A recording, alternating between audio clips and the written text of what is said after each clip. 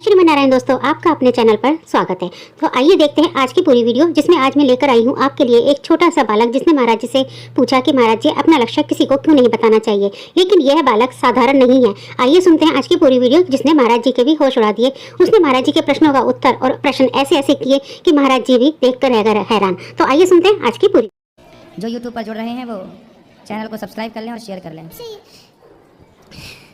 गुरुजी, मैं आपसे पहले यह आशीर्वाद चाहता हूँ कि मैं जन्म अब पूरे जीवन में जितने भी सांस लूँ आप चरणों के दास बनना रहना चाहता हूँ। ऐसा आशीर्वाद दीजिए कि मैं पढ़ लिख के अफसर बनूँ। खुश रहो, भगवान सुखी रखें आपको। हाँ, प्रश्न है। बोलो बेटा। आप श्री कृष्ण के भक्त हो तो उसके रिलेटेड मैं आपसे यह प्रश्न पूछना चाहता हूँ कि जब पांडवों और कौरवों का युद्ध समाप्त हुआ, जब गांधारी माता ने जब कृष्ण भगवान को श्राप क्यों दिया? क्योंकि गांधारी माँ का आरोप था भगवान पर कि आप चाहते तो महाभारत का युद्ध रुक सकता था, जबकि भगवान शांति दूत बनकर गए थे समझाने। हाँ। अब भगवान तो समझाना चाहते थे पांडवों कौरवों को, पर वो समझे नहीं। होता क्या है ना कि व्यक्ति अपनी गलती स्वीकार नहीं करता। हाँ। ऐसे गांधारी माँ ने भी अपनी गलती स्वीकार नहीं की अपने बच्चों की, कि मेरे बच्चे गलत हैं। ऊपर भगवान को श्राप दे दिया कि आप चाहते तो महाभारत ना होता, मेरे बच्चों का सर्वनाश ना होता। जाओ, जैसे मेरे बच्चों का सर्वनाश मेरे सामने हो गया, ऐसे तुम्हारा भी, तुम्हारा वंश परिवार तुम्हारा आपस में लड़के तुम्हारे सामने मर जाएगा। अब जबकि गलती से भगवान की क्या थी, भगवान तो शांति दूत बन के गए थे। अब इससे समझ में बात ये आई कि व्यक्ति अपनी कमियां नहीं देखता, अपने को ठीक नहीं करता, वो सामने वाले को आरोप लगाता है आपके कारण। वो खुद नहीं देखता कि गांधारी ने पट्टी हटाई दुर्योधन के लिए कि कल कपड़े उतार के आ जाना, मैं तुझे देखूंगी तू वज्र का हो जाएगा। लेकिन उन्होंने द्रौपदी की लाज जब लुट रही थी तब पट्टी नहीं हटाई, 2 थप्पड़ तब नहीं जमाया। यदि गांधारी माँ ने दुर्योधन को 2 थप्पड़ तब मारा होता, आंखों की पट्टी तब उतारी होती द्रौपदी के लिए, उतारी किसके लिए? उस दुर्योधन के लिए। तो इससे पूरा ये समझ में आया कि गलती गांधारी की थी, सही वक्त पर पट्टी नहीं उतारा और श्राप भगवान को दे दिया। अब चूंकि भगवान माँ का सम्मान करते हैं, चलो भैया आप दे रही हो श्राप, स्वीकार कर लिया, जबकि गलती भगवान की बिल्कुल भी नहीं थी, फ्री में श्राप दे दिया। और भगवान तो भगवान है, श्राप को भी ले ठीक है, आपका प्रश्न बिल्कुल सही है, आपका उत्तर बिल्कुल सही है। मेरा दूसरा प्रश्न यह है कि उन श्री कृष्ण ने केवल गुरु माता के पुत्र को ही क्यों जीवित किया, जबकि उत्तरा माता ने यह कहा था कि वो अनिरुद्ध थे, वो मर गए थे, क्योंकि जबकि उन्हें छल से मारा गया था। 7 कौरवों ने मिलकर उन्हें मारा था। अभिमन्यु को। हाँ, अभिमन्यु को, सॉरी माफ करिएगा, भूल गया था। जबकि क्योंकि वो दुर्योधन अपने पुत्र लक्ष्मण का प्रतिशोध के लिए उसने अभिमन्यु की छल से हत्या की थी, तो उत्तरा के कहने पर अभिमन्यु को जीवित कराने के लिए श्री कृष्ण ने क्यों बात नहीं मानी, जबकि गुरु माता के पुत्र को ही क्यों जीवित किया? क्योंकि गुरु का मैटर अलग है, परिवार का मैटर अलग है। भगवान ने गुरु पुत्र को केवल इसलिए जीवित किया ताकि वो दुनिया को ये बता सकें कि मुझे सामान्य ग्वाला, सामान्य मनुष्य समझने की आप गलती ना करना। गुरु जी का पुत्र, सांदीपनि जी का पुत्र कई वर्ष पहले मर चुका था। मरे हुए पुत्र को भगवान कृष्ण ने जब पढ़ाई पूरी की 64 दिन की, और जब पढ़कर के भगवान जाने लगे तो गुरु जी से कहा कि दक्षिणा क्या चाहिए। गुरु जी ने कहा कि अपनी गुरु माँ से पूछ लो। तो माँ से पूछा तो माँ ने कहा कि आप यहीं रुक जाओ, हम आपको अपना पुत्र मानकर आपका दर्शन करती हैं। तो माँ, मुझे तो जाना पड़ेगा। तो फिर माँ ने कहा या तो फिर मेरा पुत्र लाओ। अच्छा, माँ को क्या लगा, सांदीपनि माँ को, उनकी गुरु माँ को, कि मेरा मरा हुआ बच्चा तो जीवित कर नहीं सकते। लेकिन भगवान के लिए असंभव क्या था, कर तुम अन्यथा कर तुम सर्व सामर्थ्य, भगवान ले आए, जीवित किया। अब रही उत्तरा के पति की बात। अब देखो, भगवान श्री कृष्ण के सगे भांजे हैं अभिमन्यु, बहन के बेटा, सुभद्रा माँ के पुत्र, इसलिए जीवित नहीं किया कि यदि आज अपनी बहन के बेटे को जीवित करते तो कल सारी दुनिया की बहनें क्या भगवान की बहन नहीं है, क्या भगवान को अपना नहीं मानती? तो भगवान से कहती हैं कि प्रभु, क्या हम आपकी बहन नहीं है? इसलिए भगवान ने गुरु पुत्र केवल इसलिए जीवित किया ताकि भगवान पर कल कोई सवाल करे तो भगवान पर वो आरोप व्यर्थ चला जाए, क्योंकि भगवान मरे को जो जीवित कर सकते हैं वो भगवान हो सकते हैं। ये सिद्ध हो गया। वहां परिवार का मामला था। क्या है, भगवान राम ने माता सीता को वनवास इसलिए भेजा क्योंकि यदि सीता माँ को वनवास ना भेजते उस व्यक्ति के कहने से, तो लोग क्या कहते हैं, आप तो परिवारवाद हैं, परिवार की बात मानते हैं, प्रजा की बात तो मानते हैं। इसलिए भगवान वो कार्य करते हैं जो सदा हो। इसलिए भक्तों का मान रखा जाए, आगे भी बहन ये आरोप ना लगा सकें कि अपने भांजे को तो जीवित कर दिया, हमारे बेटे को क्यों नहीं जीवित कर रहे हैं। इसलिए भगवान पर पक्षपात का आरोप ना लगे। इसलिए करते सब तो कर सकते हैं, भगवान क्या नहीं कर सकते। ग्वाल वाल मर गए, जब भगवान छोटे थे तो भगवान को अघासुर मारने आया, सारे ग्वाल वालों को मार दिया था, पर कृपा दृष्टि से भगवान ने सबको जीवित किया था। तो भगवान जो कर सकते हैं वो तो किया, परंतु एक मर्यादा भी है भगवान की कि क्या करें और क्या ना करें, क्योंकि मनुष्य रूप में आए हैं। इसलिए प्रभु ने उनको जीवित किया गुरुपुत्र को, पर अभिमन्यु को जीवित नहीं किया। क्यों? क्योंकि अभिमन्यु की आयु इतनी ही थी, विधि का विधान भगवान भी नहीं बदलना चाहते।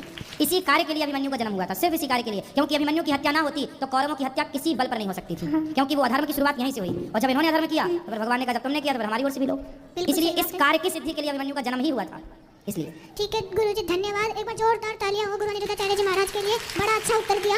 पर बस एक आखिरी प्रश्न मैं आपसे पूछना चाहता हूँ कि सभी कोई भक्त, बहुत भक्त में आपके भक्त बहुत भक्त आज मेरे से यह प्रश्न पूछ रहे थे कि मैंने बताया, उन्होंने मेरे से यह पूछा कि अपने जो आप क्या बनना चाहते हो बड़े होके। मैंने एक कविता कहानी सुनाई तो उन्होंने यह प्रश्न पूछा है कि लक्ष्य दूसरों को क्यों नहीं बताना चाहिए। मैंने इसी के बारे में एक कहानी बताई थी। ये माता ये रही जिस तो मैं आपसे यह प्रश्न पूछना चाहूँगा कि लक्ष्य क्यों नहीं बताना चाहिए। मेरे अनुसार मैंने कोशिश की तो मैंने मेरे तरह का उत्तर दिया, लेकिन अब उन्होंने यह प्रश्न पूछा कि लक्ष्य क्यों नहीं बताना चाहिए, उसका उत्तर मेरे पास नहीं था। तो कृपया ऐसी कृपा करें कि आप मेरे को इसका उत्तर मिल जाए। कृपया करके मेरे को इसका उत्तर बताइए। जो हमें प्राप्त करना है हम पहले वो ना बताएं कि हमें ये प्राप्त करना है। मैं भी यही कह रहा था। हाँ, क्योंकि जब हम प्राप्त कर लें, कहते हैं काम करो इतनी शांति से कि आपकी कामयाबी शोर मचा दे। काम करो इतनी शांति से कि आपकी कामयाबी शोर मचा दे। तो इतनी शांति से काम करो कि आप क्या करते हैं। जैसे मोदी जी कोई निर्णय लेते हैं तो किसी को कानो कान खबर तक नहीं होती कि भाई क्या होने वाला था। तो कुछ चीज़ें ऐसी करनी चाहिए। ये प्लानिंग है। ये अच्छे लोगों की पहचान है कि वो अपनी बातें ओपन नहीं करते, पहले करते हैं फिर बताते। क्या है, पहले करो फिर बताओ। पहले बताओ और ना कर पाए ना हो पाए तो हमारी बात झूठी हो जाएगी। इसलिए उतना ही बोलो, उतना ही बताओ जितना कर पाओ। इसलिए आप सामने वाले को ये बोलिए कि जब मैं कामयाब हो जाऊंगा तब फिर मैं आपको कामयाबी बताऊंगा कि मैं क्या चाहता था। ठीक है, बस मैं आपको एक वो कहानी बताना चाहता हूँ। कृपया आप सुनोगे। मैंने वो लास्ट प्रश्न का उसके लिए माफी सुना दो, जल्दी सुना ना, पर सबको मौका देना। सबको मौका मिलेगा। जो ये लक्ष्य के बारे में ही कहानी है कि उन्होंने माता ने ये पूछा था कि लक्ष्य के अपने आपका लक्ष्य क्या है। तो मैंने कहा कि हमारे अभी इस जमाने में तो पहले तो पढ़ाते थे ग से गणेश है, पर अब के ज़माने में पढ़ाते। आपने ये बोले थे ये बात, मैं टीवी में सुनता था आपकी बात। आपने बताया था कि पहले के ज़माने में ग से गोविंद, ग से गणेश पढ़ाते थे, पर अब के ज़माने में ग से गधा पढ़ाते हैं। आपने ये बताया था। तो अब मैं ये कहानी बताता हूँ कि हमारे जब पाठ 7 है उसमें था बालक का स्वप्न। बालक ने स्वप्न देखा, उसने एक सोचा, उसको यह दिखाई दिया कि वह राजा बना हुआ है। उसकी पत्नी उसके पास बैठी है, कई नौकर चाकर है, मंत्री उसके पास बैठे हैं। तो वह चिल्ला उठा ये स्वप्न देखे और बोला अहो मेरा भाग्य। तो वो एक सेठ के यहाँ रहता था। उस सेठ ने बोला कि बालक क्या हुआ, क्यों इतना चिल्ला रहे। उसने कहा कि कुछ नहीं। फिर उस सेठ ने कहा कि या तो तू वह उस स्वप्न की बात बता दे वरना मेरे यहाँ से हट जा। बालक ने उस बात का विरोध किया। वह हट गया उसके यहाँ से, परंतु उसने अपनी अध्ययन चालू रखा उसने अपना। फिर वो किसी धोबी के पास यहाँ रहने लगा। उसने अपना अध्ययन चालू रखा था। तो अकस्मात एक दिन वही सेठ उस धोबी के पास आया था। उसने कहा कि यह बालक मेरे कुछ महीने पहले मेरे यहाँ पे भी रहता था। इसको एक दिन एक स्वप्न आया था। इसने स्वप्न की बात मेरे को नहीं बताई, तो आप पूछ लो इससे। उसने धोबी ने भी यही कहा कि बालक तूने कुछ दिन पहले इन सेठ के यहाँ स्वप्न देखा था, तो फिर किया तो तू वह स्वप्न की बात बता दे वरना मेरे यहाँ से हट जा। उसने भी वही किया, वो यहाँ से हट गया और फिर वह एक राजा के यहाँ साधारण नौकर हो गया। फिर वह धीरे धीरे उन्नति करते करते राजा का बहुत बड़ा मंत्री बन गया। अकस्मात वही धोबी कपड़े लेकर राजा के वहाँ आया और उसने कहा कि महाराज यह बालक मेरे यहाँ पे एक सेठ के यहाँ पे स्वप्न देखा था। उसने स्वप्न की बात नहीं बताई, आप इनसे पूछ लीजिए। फिर राजा जी ने कहा कि मंत्री जी या तो आपने कुछ दिन पहले एक सेठ के यहाँ स्वप्न देखा था, या तो वह स्वप्न आप बता दीजिए, स्वप्न की बात बता दीजिए वरना दंड के लिए तैयार हो जाइए। उसने वह बात नहीं बताई, परंतु दंड के लिए उसे कारागार में डाल दिया गया। फिर अचानक एक पड़ोसी राजा आया, उसने चढ़ाई की और कहा, परंतु उसने यह कहा कि जिसने भी मेरे प्रश्नों का हल कर दिया मैं यहाँ से चला जाऊंगा, अपनी चढ़ाई वापस ले लूंगा। तो सब इस बात को सुनकर हैरान हो गए, पर कोई भी जवाब न दे सका। तो वह जो एक नौकर था वो खाना देता था, कारागार में मंत्री जी बन थे। तो उसने सारी बात बताई उनको और उसने कहा कि उसने पहला प्रश्न यह पूछा था उस राजा ने कि उसने 2 घोड़ियाँ भेजी थी और पूछा यह था कि इनमें से माँ और तथा बेटी कौन सी है। तो उस मंत्री ने यह कहा कि बड़ी सिंपल बात है, उन दोनों को नदी के किनारे ले जाओ, जो आगे रहेगी वह तो माँ है और जो पीछे रहेगी वह बेटी, क्योंकि हर माँ अपने बच्चे की सुरक्षा के लिए आगे रहती है और बच्ची को पीछे रखती है। तो ऐसे इस प्रकार उसने सारे प्रश्नों का हल कर दिया और फिर कहा कि उस पड़ोसी राजा ने यह कहा कि जिस व्यक्ति ने मेरे सारे प्रश्नों के हल किए हैं मैं उससे अपनी कन्या का विवाह कराना चाहता हूँ। फिर उसका विवाह हो गया और वही जो उसने स्वप्न में देखा था वह राजा बन गया और जो राजा जी थे वे मंत्री बन गए और नौकर चाकर भी उनके पास रहते थे। फिर उन्होंने वह बात बताई कि मैं आपको यह स्वप्न की बात इसलिए नहीं बताता था क्योंकि अगर मैं आपको स्वप्न की वह बात बता देता तो आप इसे पूरा नहीं होने देते, आप गाँव में बात फैला देते, जिस कारण मैंने आपको ये स्वप्न की बात नहीं बताई। मैंने स्वप्न में यह देखा था कि मैं राजा बन गया, मेरी पत्नी मेरे पास बैठी थी और तथा मंत्री भी मेरे पास बैठे थे, कई नौकर चाकर भी काम करते थे। बस मेरी यह कहानी है। बहुत बहुत धन्यवाद। बढ़िया कहानी है। इस कहानी का अर्थ ये निकला कि अपनी बातें गुप्त रखना चाहिए।